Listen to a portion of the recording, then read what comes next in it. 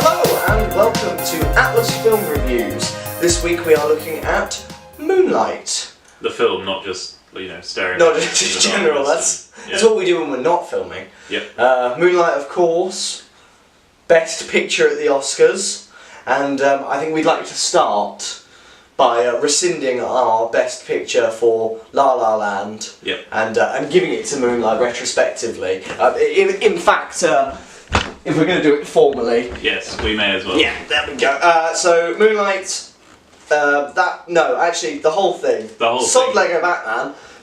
No, that's not Sword Lego Batman. Okay, let's not Sod Lego Batman. Lego Batman can have this bit then. Moonlight can have the nicer bit. No, yeah. Okay. Anyway. Well, I feel the Lego Batman movie handled homosexuality better, but we'll get to that. We'll get to that. So, Andrew, Moonlight, what is it? Well, it's one of those films that's really difficult to describe what it is because it's not really about anything in particular, although obviously it is because it's not just, aimless, but it's one of those films that's about life and about the complexity of what it is to be a human and be alive in the world, basically. Yeah. I mean, it is more specific than that. It's about a particular sort of character or a few characters in a particular place, but it's not really about the place or the character, but it is. No, absolutely. It's a film that is constructed in a way that relies on incidentality. Yeah. To tell its story. If you've ever watched Boyhood and then tried to explain to someone who hasn't seen Boyhood what Boyhood is, that's kind of the same problem I have in trying to talk about Moonlight. Very much so. It's about everything. It's about everything. So, should we go through about some of the things that it's about? Yeah, some of the everythings that it's about. So, one of the things that the film is about is the plot, I suppose. Yes. The film is about... In as much as it has a plot, which is to say it doesn't really have a plot. The film is constructed in 3 acts of one character's life. Chiron as a child, known as Little. Yep. Chiron as a teenager, known as Chiron. And then Chiron as a sort of young adult. As a young adult, known as Black. Or sort of adult, I suppose. Not really. Yeah, more... Yeah, sort of 20s, 30s. Yeah, late 20s. Yeah. Anyway, that's what the film is about. And within those, they have their own little vignettes of arcs and denouements and stuff like that, but as a film, as an A to Z, there isn't an arc. Yeah, it's just about the sort of character passing through time and what happens. Yeah. Along the way of the plot, however, we stumble across little pockets and vignettes of themes. So one of the themes which we've already hinted at slightly is homosexuality. Andrew? Well, Chiron's is a gay character, but it doesn't feel like that is especially the focus. It is sort of incidental. I mean, it's important, obviously, to the character, and that means it is, I suppose, important to the film, but that is not what the film focuses on. The film doesn't really focus on anything, it just lets you pick out what you want to pick out from Absolutely. It's like a smorgasbord of themes and... Yeah, the film, although it has quite a lot of mentions, if you like, of homosexuality, the film is not a gay and lesbian film, as the tag on Netflix would say. Yeah. Like, it is not about that. It's very much... Yeah, he happens to be gay, he happens to get a handjob on a beach. It's a human film. Yeah. It's very much so. Trying to sort of pigeonhole it is wrong, because it doesn't fit in your pigeonhole. It's not about anything. It's not making a point. Everything that is presented, homosexuality included, is agendarless. As in, doesn't have an agenda, not is genderless, because it has a gender. That's a whole different shitstorm we ain't getting into. But yeah, nothing is there with argument or making a point particularly. And another thing that the film handles in this way is race. One of the notable things of the film is there are 3 white people in the entire film. There's a policeman and 2 restaurant goers. None of them say anything. Like, it is a film with a basically only black cast, which is neither here nor there. Doesn't fucking make a difference to the film. It's great, and one thing... the sort of the race of it, it's more of a setting than a theme. It doesn't. It's not being in the same way that homosexuality isn't the focus of it. The race isn't really the focus of it. It's just it is there. It happens. It's not, the story happens to be happening in a place with a lot of black people with black characters. Yeah, this same essential sort of the plot, the same character almost could exist in pretty much any other sort of roughly equivalent. This could be happening in an Irish church school. A lot of this stuff. Absolutely. But especially the homosexuality. Especially the homosexuality. But this is the thing, like, it takes place in a sort of predominantly black suburb somewhere in America. In Florida, actually. In Florida, yeah. And that's kind of all the detail that you really need to understand why it's only a black cast. That's when it happens. Yeah. Now, one thing that's very interesting about the film is that a lot of the characters are unsavoury, if you like. There are drug dealers, there are drug takers. Yeah, absolutely. Now, you may have preconceptions. Yeah, it may be very easy to go, oh well, you've got a black character and he's a drug dealer. Yes. Isn't that pigeonholing? You've got this black suburb and there's all this sort of drug dealing and whatever. But it's not, again, as we've said, it's not presented with argument. The most sympathetic and probably the nicest character in the film is the first drug dealer. It's the drug dealer, absolutely. Like, you know, it's very interesting that it presents this stuff as, you know, this is the place we're in, these people exist.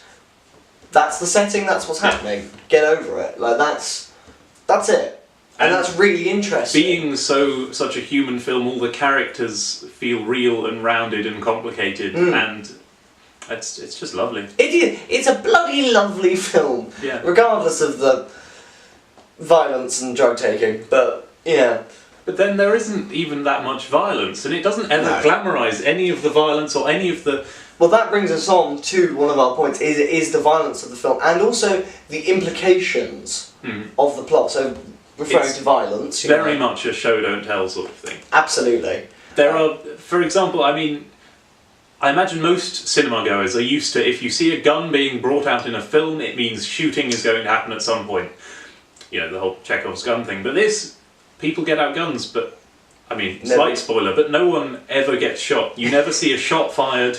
Yeah. There is a character who dies, we don't know exactly how, it happens off screen, his funeral happens off screen. It is just mentioned in a passing comment, to the extent where, until we were discussing the film afterwards, I didn't know that character was supposed to be dead, he just wasn't there anymore. Yeah. There's a vague mention of a funeral, it's not formally said, oh, remember when he died and we went to his funeral, how sad that was, and it's not shown, it's just kind of... It's just someone says, I haven't seen you much since the funeral. It's a bit of the film it's a bit of the life that we don't see. Yeah. Same with the main character, maybe a spoiler, but goes to prison. We don't see that. We see him getting carted off in the police car, cut.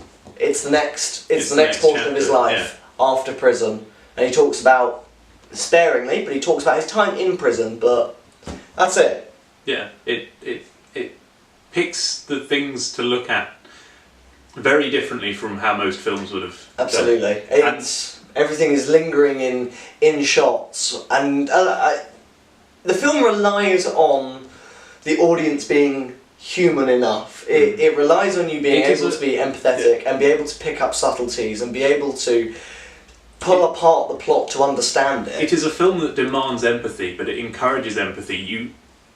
Even if you go in there not wanting to connect with the characters, which would be a silly way of going about it. It's any film. It draws you in, and it's wonderful. Yeah, it's all implied. It's just, everything is of implication, even the main themes of the film, if you can even call them themes, are purely implied. It's just implied, but we all know what's going on in this thought bubble. The kids don't know, but we do. However, that being said, one of the most striking things of the film is the cinematography and the general mise-en-scène as well, lighting especially. But the cinematography is very, very much an expressionistic tool, you know, that is also expressive. It is used in in ways that are not conventional to the style of filmmaking. I mean, you mentioned Boyhood, and then also Manchester by the Sea. Yeah. Same kind of school of filmmaking. Their cinematography filmed more like plays, whereas absolutely a lot simpler. Whereas this one has a lot of sort of tracking and moving, a couple of long takes, and then using more expressive techniques. a lot of spinning as well. A lot of spinning. I'll try spinning. That's a good trick. You gotta get the Star Wars in. Well, every episode needs a Star Wars reference. Yeah.